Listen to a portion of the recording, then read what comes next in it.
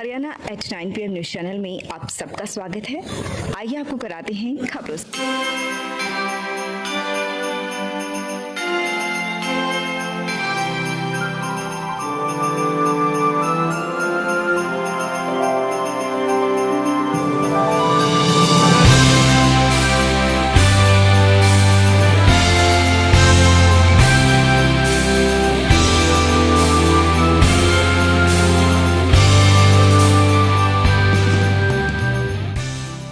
हत्या कर थर-थर कांपते इकलौते बेटे को मां ने किया पुलिस के हवाले। हत्या करने के बाद घर पहुंचने पर मां ने लिया एक्शन। खरखुदा में एक करीब 50 वर्षीय महिला ने ऐसी मिसाल दी है जो पूरे इलाके में चर्चा का विषय बन गई है और महिला के इस कदम को खूब सराहाया जा रहा है। महिला का इकलौता बेटा जैसे ही अपने दोस्त के साथ एक युवक की हत्या करने के बाद घर पहुंचा तो वह थर-थर कांप रहा था। उसकी जुबान लड़खड़ा रही थी। मां अंगूरी देवी ने भांप लिया कि उसने कुछ तो जरूर ऐसा जघन्य अपराध किया है। उसके बेटे से पूछा तो आरोपी कमल ने पूरी कहानी अपनी मां के सामने उगल दी, जिसमें उसने अपनी मां को बताया कि मोबाइल को लेकर उनका झगड़ा हो गया। शराब के नशे में उसके एक साथी की हत्या उनके हाथों हो गई। शव को खुद-बुद करने के लिए शव को वहीं कोठरे में मिट्टी में दबा दिया। महिला ने इतना सुनते ही अपने बेटे को खूब धमकाया, उसको थप्पड़ भी जड़े और तेज में आई महिला ने कहा कि इस घर में ऐसे अपराधी की कोई जगह नहीं है। आरोपी लड़के को धमकाते हुए पुलिस थाने पहुंच गई और लड़के ने पुलिस के सामने पूरी वारदात कबूली। आरोपी की मां अंगूरी मेहनती व ईमानदार महिला है। उसकी अपनी कोई संतान नहीं थी। उन्होंने कमल को अपनी संतान के रूप में गोद लिया था और हमेशा ही उसे अपने बच्चे की तरह पाल पोष कर बड़ा किया और उसकी पढ़ाई करवाई। अब कुछ दिन पहले ही कमल 18 वर्ष का हुआ था। 3 दिन से वह सैदपुर में स्थित एक टेप फैक्ट्री में भी वर्कर के रूप में जाने लगा था। महिला के परिवार में इसके अलावा कोई भी सदस्य नहीं है। पति की मृत्यु के बाद विधवा अंगूरी मेहनत मजदूरी करके अपना जीवन यापन कर रही थी। उसे क्या पता था कि जिस गोद लिए हुए लड़के से वह आस लगाए हुए है, उस लड़के के हाथों इतना बड़ा अपराध हो जाएगा। महिला कानून नियमों को मानने वाली है, जिसने अपने बेटे को छिपाने का विचार तक अपने मन में नहीं लाई और तुरंत अपनी आरोपी बेटे को लेकर पुलिस थाने चली गई, जहां आरोपी को पुलिस के हवाले किया गया। मैं फ्री फायर खेल लूँ, अरे आ जाऊँगा। तू पास्ता बना लिए, मैं पास्ता बना लूँगी भाई। मुझे भाई इस तरफ फ़ोन कराया, यो आया नहीं। फिर हटकर फिर फ़ोन कराया मैंने उसके दौरे, मैं खरे आ जा ना आया। नो बोले अच्छा ही बाहू काटते फ़ोन ने मैं बस फिर आया नहीं। हमने बाट देखी फ़ोन पर, फ़ोन मिला, फ़ोन नहीं उठाया इसने। ये बात थी भाई। अरे फिर यो आया, इन्हें बता दी थी वर्ष ये 18 का हो गया था जो 19 तारीख में। इन्हें मेरे तो सामने बताई थी इस 4 बजे से। फिर हमने रिएक्शन ले लिया भाई पेशी कर दे इसने। गंदी बताऊँगा यो वीडियो, उन्होंने कहता गंदी वीडियो ले रहा था। अरे नस वो उसका ब्लैकमेल कर रहा था। कभी 10,000 मांगा था और कभी 20,000 रुपये। कहाँ तो देती जी मैं। देख लो तो लड़का है यो मैंने गोद ले रखा था और मैंने इस तक कही थी और मैं यो इसने बताई थी। हमने फिर यो अपना पुलिस का सहायता लेकर हमने ये पेश कर दिया। जो जुल्म कर रखा है इसने भुगतेगा यो। मैं तो 3,000 की नौकरी करती हूँ और खाना बनाती हूँ, सब कुछ करवाते हैं वहाँ। खरखोदा में निजी अस्पतालों में सुविधा के अभाव में व स्टाफ की लापरवाही से जच्चा व बच्चा की मौत के मामले समय समय पर सामने आ रहे हैं। एक ताज़ा मामला भी सामने आया है, जिसमें खरखोदा के वार्ड 7 में रहने वाले सुमित की पत्नी पहले तो नॉर्मल डिलीवरी होना बताते हुए फिर अचानक से सिजेरियन ऑपरेशन कर दिया, जिसके बाद उसकी पत्नी रश्मि की मौत हो गई, जबकि बच्चे की धड़कन कम बताते हुए उसे सोनीपत शिशु की नर्सरी में रखा गया है। सुमित ने खरखोदा पुलिस को शिकायत दी है। मेरा नाम सुमित है, मैं खरखोदा वार्ड नंबर 7 का रहने वाला हूँ। तकरीबन हमारी 1 साल पहले शादी हुई थी। उसके बाद मेरी बीवी जो प्रेग्नेंट थी उसका जो चेकअप वगैरह था वो अस्पताल में चला हुआ था रेगुलर। 12 तारीख को हम हॉस्पिटल में गए चेकअप करवाने के लिए। हॉस्पिटल में चेकअप करवाने के बाद मैडम उन्होंने बताया कि आप अल्ट्रासाउंड करवा लो एक बार। अल्ट्रासाउंड करवाया, उन्होंने अल्ट्रासाउंड लिखा और सोनीपत अल्ट्रासाउंड करवा के आए। रात को 8 बजे उन्हें दिखाया, उन्होंने सब उसमें नॉर्मल बताया। 15 तारीख को फिर मैं अपनी मिसिज को मैं अपनी माता के साथ लेके जाता हूँ हॉस्पिटल 3:40 पे। 3:40 पे लेके जाने के बाद वो बोलते हैं कि इनको डिलीवरी होगी। तो उन्होंने बताया कि इनको नॉर्मल डिलीवरी होगी। मैंने पूछा भी कोई ऑपरेशन वगैरह, बोला नहीं, नॉर्मल डिलीवरी होगी। उन्होंने मेरे से कागज़ से दस्तखत करा लिए और 5:40 पे डिलीवरी होगी। उन्होंने तकरीबन 1 घंटे बाद हमसे बाहर आके बोला कि आप पैसे जमा करा दीजिए। मगा जी कितने पैसे जमा कराने? बोले 20,000 रुपये जमा करा दो। मैंने 20,000 रुपये जमा करा दिए। 20,000 रुपये जमा कराने के बाद मैंने पूछा कि बच्चा तो बता दो हुआ क्या है क्या नहीं।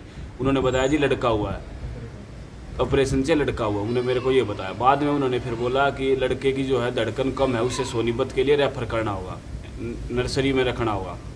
मैं उन्हें सोनीपत के लिए, मैं और मेरी माता जी बच्चे को लेकर सोनीपत के लिए निकल जाते हैं। सोनीपत हम पहुंचते हैं, उससे पहले मेरा भाई और मेरी मामी अस्पताल ताड़ में पहुंच जाती है। वो ताड़ में जैसे ही पहुंचती है तो मेरा भाई बोलता है कि हमें उससे रश्मि से मिलने दो। तो वो बोलते बोले नहीं, हमने बेहोशी का इंजेक्शन दे रखा है, अभी नहीं मिलना आपको। वो जबरन ज़बरदस्ती करके उनसे अंदर मिलने चला जाता है। वो मिलने जैसे ही जाता है तो रश्मि उसको बोलती है कि मुझे सांस लेने में दिक्कत हो रही है और मेरी मृत्यु भी हो सकती है, इतनी ज़्यादा गंभीर हालत हो रखी है। तो डॉक्टर बोलते हैं कि पहले जल्दी जल्दी आप बाहर निकलो। उन्हें ज़बरदस्ती करके बाहर निकाल दिया जाता है। उसके बाहर निकलने के बाद ही तुरंत वहाँ पे भगदड़ मच जाती है। 2 या 3 मिनट बाद वो बोलते हैं कि इन्हें रोहतक के लिए रेफ़र किया जाएगा। वो जैसे ही बाहर लेके आते हैं तो उनसे पूछा जाता है कि बोले एक बोल क्यों नहीं रही? बोले इनको बेहोशी का इंजेक्शन दे दिया, हमें ये बोल इसलिए नहीं रही है। वो यहाँ से एम्बुलेंस मंगा कर एम्बुलेंस में खुद ही बैठ के, ना हमारे किसी परिवार के सदस्यों को बिना बैठाए, वो रोहतक के लिए निकल लेते हैं काइनस हॉस्पिटल के लिए। बीच रास्ते में वो एम्बुलेंस ख़राब होने का नाटक करते हैं और दूसरी गाड़ी का वेट करते हैं। तो तकरीबन 10-15 मिनट बाद दूसरी गाड़ी पहुंचती है और वो काइनस हॉस्पिटल में लेके पहुंचते हैं। वहाँ काइनस हॉस्पिटल में पहुंचते ही उन्होंने डेथ घोषित कर दिया हमने। इसके लिए हमने SHO साहब को भी पर्चा दर्ज करवाया है और उसकी PMO रिपोर्ट भी आ चुकी है। हमने उसका पोस्टमार्टम भी करवाया रोहतक PGI से और हम इसके ऊपर कार्रवाई चाहते हैं। मैं इसे डिलीवरी के बारे में बताना चाहूँगा। मेरा नाम रणधीर सिंह है। नाते में मैं जो लड़का है उसका नाना लगता हूँ। और 15 तारीख को शाम को करीब 7:15 बजे के आसपास थी। मैं नजफगढ़ रहता हूँ, मेरे पास टेलीफोन गया कि ऐसे ऐसे बात हो गई है। हम वहाँ से आए तो हम सीधे रोहतक वहाँ पहुँचे काइनस हॉस्पिटल। वहाँ वो डेड थी। वहाँ से फिर डॉक्टर ने बताया कि हमने ऑनलाइन खरखोदा थाने में इसकी इतला भेज दी है, रुका भेज दिया है। ठीक है जी। फिर वो आईओ चले जाते हैं सुबह 16 तारीख को सुबह। वो आईओ जो है, जो मृतका है, उसकी बहन का बयान लिखा है। उसकी बहन का बयान लिखना है। फिर उसका पोस्टमार्टम करा दिया। पोस्टमार्टम कराने के बाद डेड बॉडी हमें मिल गई, उसका दाह संस्कार कर दिया। और फिर हम SHO से मिले। SHO को हमने रिटन में कंप्लेंट दी और SHO ने हमें आश्वासन दिया कि भाई हम जो है इसकी जल्दी ही कार्रवाई कराएंगे, बोर्ड बंटवाएंगे और अति शीघ्र इस पर कार्रवाई करेंगे। में जो है डॉक्टरों की लापरवाही है और बिना बताएं उसका जो है सर्जरी करके डिलीवरी कराई है। जबकि हमें आश्वासन दिया था इन बच्चों को कि भी नॉर्मल है, रोज़ का हमारा काम है, ये उन्होंने आश्वासन दिया था। और ये पूरी डॉक्टरों की लापरवाही है, उस कारण से ही मौत है। 3 युवकों ने मारुति कंपनी के फोरमैन से छीनी मोटरसाइकिल। खरखोदा IMT में मारुति कंपनी के फोरमैन से 3 युवकों ने उसकी मोटरसाइकिल छीन ली। सोनिया विहार दिल्ली निवासी अखिलेश ने बताया कि वह मोटरसाइकिल पर खरखोदा से IMT में ड्यूटी पर जा रहा था।